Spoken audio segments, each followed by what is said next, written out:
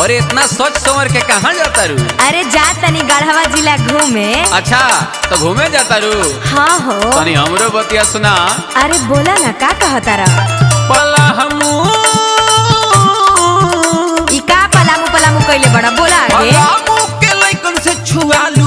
अरे अरे जिला गढ़वा जालू। और का जिला गढ़वा जालू। अरे तू ना जानबा हो।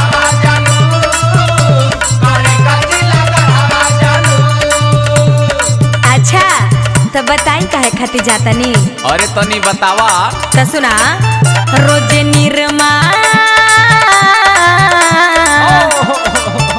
अरे निरमा साबुन से नहानी भतार खोजे गढ़वा जानी भतार खोजे गढ़वा जानी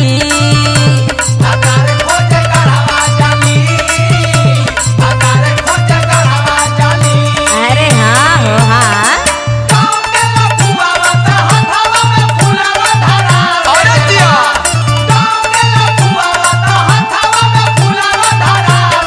जिया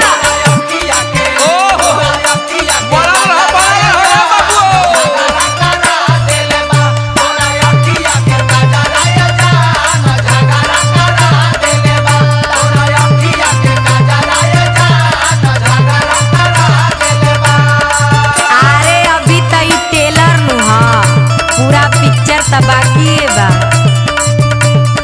जिया जिया म्यूजिक बाय टिंकू तूफान गार्दा कबाड़ गार्दा। अरे बाबू अरे बतिया तनी सुना। बोला नगर में भइल बा प्यार एही से चक्कर कटतानी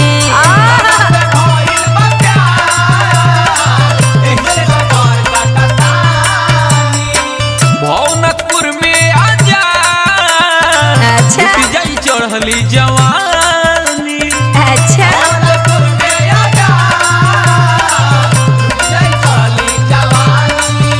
गढ़वा जिला में फेरू गर्दा को दया ब्यास। ए सुन ना हाय जवनिया हाय जवनिया के झारे खाती पानी भतार खोजे गढ़वा जानी भतार खोजे गढ़वा जानी बुझला।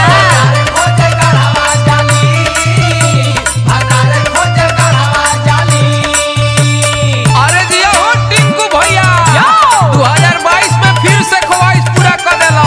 जिया जय जयकार होखे लागल शिव शक्ति स्टूडियो के। असही बनल रहा हो भैया।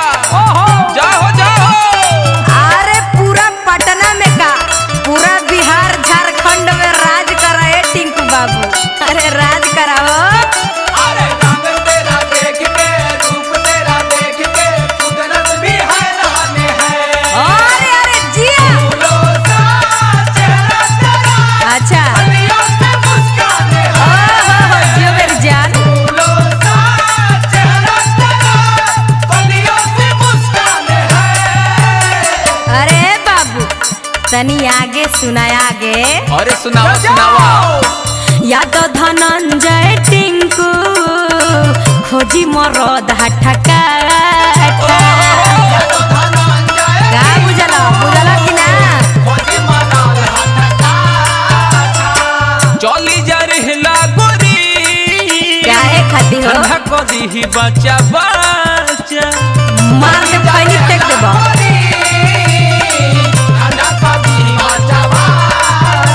का हो और का प्रॉब्लम बा कानी शेयर कर। नहीं होता तनी और खोल के बतावा। सुना नहीं होता बर्दाश्त ई जवानी भतार खोजे गढ़वा जानी